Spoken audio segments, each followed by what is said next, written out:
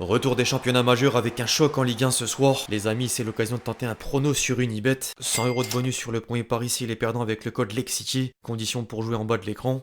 Est-ce qu'on peut dire que c'était aussi un peu le dîner pour tenter encore de le retenir? Non, pas du tout. Real ou pas? Il n'y a pas eu de discussion là-dessus et je laisse aux dirigeants du club le soin de faire ça, pas du tout. C'était normal qu'il soit là, c'est un grand champion qui a contribué à animer la finale de l'équipe de France qui s'était tenue au Qatar.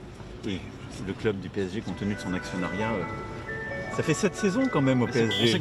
L'équipe, j'espère que vous allez bien. Aujourd'hui, on est fixé. Le dîner à l'Elysée n'était en aucun cas pour retenir Mbappé à Paris. Au-delà du cas Mbappé qui fatigue plein de monde, sinon, nouveau 5. Au programme, un bilan des coupes nationales dont les quarts de finale de la Coupe de France. Une séquence sur le PSG avant le choc face à Monaco pour évoquer la dernière conférence de presse de Luis Enrique, la préparation du mercato estival en coulisses ou encore le cas Mbappé, la descente aux enfers de Pogba qui est suspendu 4 ans du foot, les rumeurs autour des entraîneurs avec un officiel au rayon international, sans oublier la compile de buts traditionnelle. Bref, je vais pas en dire plus, je pense pouvoir retenir votre attention jusqu'à la fin de cette vidéo. Les amis, je compte sur vous d'avance pour m'exploser le compteur de j'aime. Vous connaissez le discours, comme d'habitude, merci à tous ceux qui le feront. Au passage, si vous voulez ne rien manquer du foot, en plus de la chaîne, vous pouvez télécharger gratuitement SofaScore. Score en direct, classement, statistiques et j'en passe. Le lien est dispo en description.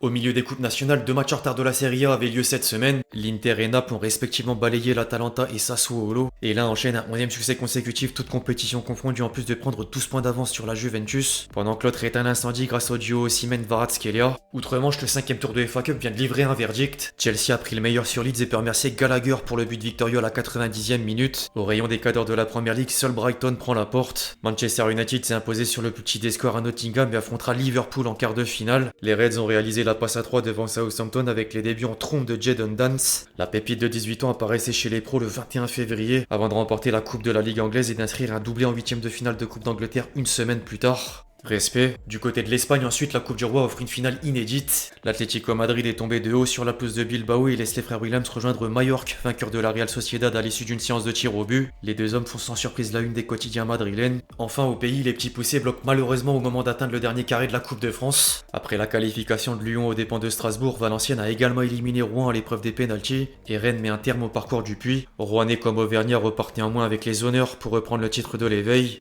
Plus que PSG Nice le 13 mars avant le tirage au sort des demi-finales.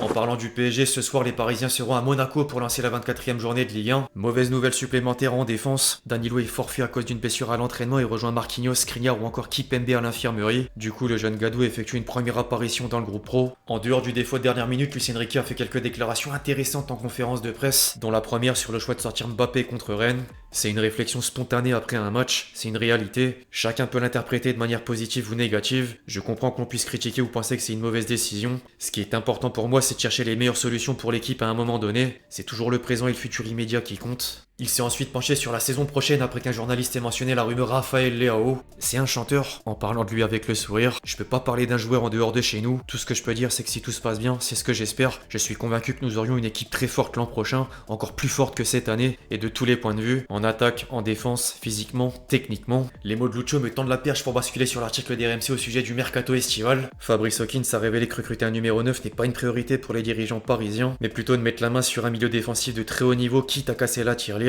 Derrière, Lenny Yoro figure toujours en haut de la liste, alors qu'en attaque, Paris préfère miser sur Barcola malgré un intérêt pour certains îlets de renom, et seul le retour de prix de Xavi Simons pourrait suffire par rapport à l'envie de créer un collectif. Une autre source proche du club de la capitale en la personne de Jamel s'est confiée dans un live Twitch sur les dossiers au centre des débats chez les observateurs. Si le doute plane à la pointe du secteur offensif, Colomani n'est pas du tout dans l'optique de partir, ni Gonzalo Ramos. Les deux buteurs sont aussi bien mentalement que physiquement et travaillent pour mériter leur place au sein du 11. Concernant les potentielles arrivées dans l'entrejeu, Luis Enrique considère que Guimarães possède toutes les qualités qui manquent au milieu actuel du PSG. L'ancien Lyonnais ferme en plus pas la porte à l'idée de venir et une non-qualification de Newcastle en Coupe d'Europe pèsera dans la balance. Quant aux éventuels départs, outre Kylian, Ethan a vraiment dit à l'ancien sélectionneur de l'Espagne qu'il voulait rester en tant que Titi pour s'imposer malgré les bruits de couloir des médias espagnols. Un journaliste d'El Chiringuito affirme que la famille Mbappé et le Kick sont demandés au Real Madrid de le recruter lui aussi avant d'obtenir le feu vert. En parallèle, The Athletic indique que les dirigeants madrilènes étudient la signature d'Hakimi pour remplacer Carvajal dans le même processus qu'Alphonso Davies. Soit un transfert à l'été 2025, soit le récupérer libre en 2026. L'information est à demi-mot confirmée par Abdella Boulma.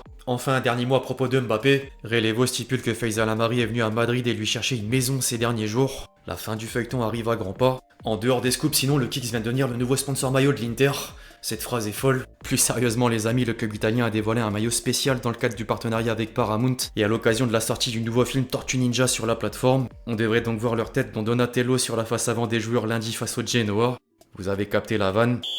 Tout le monde s'attendait au pire et la terrible nouvelle est parue hier. Pogba est copé de 4 ans de suspension pour infraction aux règles de l'antidopage et fait la une partout en Europe aujourd'hui. La presse française parle de descente aux enfers pour celui qui fera appel de la décision devant le tribunal arbitral du sport. Les quotidiens italiens utilisent des termes à l'identique et le visage de la pioche accompagne le chiffre 4 de l'Angleterre jusqu'en Espagne. Je rappelle que Pogba aura 31 ans dans 15 jours. Inutile de vous dire que la fin de carrière est proche si jamais l'appel ne mène à rien. Le champion du monde 2018 a vite réagi sur les réseaux sociaux et le message illustre l'état de désespoir après moult péripéties. Je pense que le verdict est incorrect. Je suis triste, choqué et navré que tout ce que j'ai construit au cours de ma carrière de joueur professionnel m'ait été retiré. J'ai jamais pris sciemment ou délibérément de compléments qui violeraient les règles antidopage. En tant qu'athlète professionnel, je ferai jamais rien pour améliorer mes performances en utilisant des substances interdites et j'ai jamais manqué de respect ou trompé mes collègues athlètes et supporters d'aucune des équipes pour lesquelles j'ai joué ou contre. A noter que Florentin Pogba l'a soutenu au même titre que Deschamps dans les colonnes d'RMC. Le sélectionneur de l'équipe de France n'imagine pas un seul instant que Paul ait eu la volonté de se doper, même si la présence de l'hormone illicite est incontestable.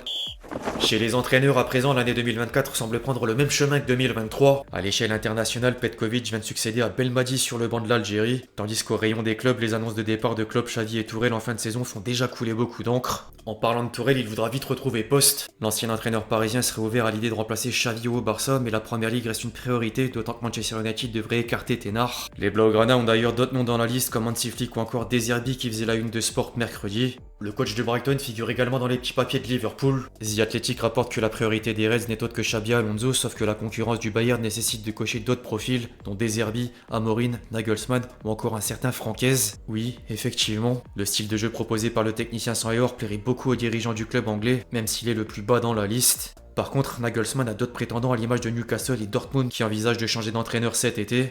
Affaire à suivre. Avant de clôturer la vidéo les amis, on termine en image avec la compile de buts traditionnelle. Vous connaissez la chanson. Maintenant acculé à défendre un but. Attention à ne pas perdre le ballon face à la vitesse d'Irier. Irier qui va tenter de louper. Oh, avec le pied. Emerson, la frappe d'Emerson. Şimdi pasını verdi. Uzaktan bir vuruş toparlandı.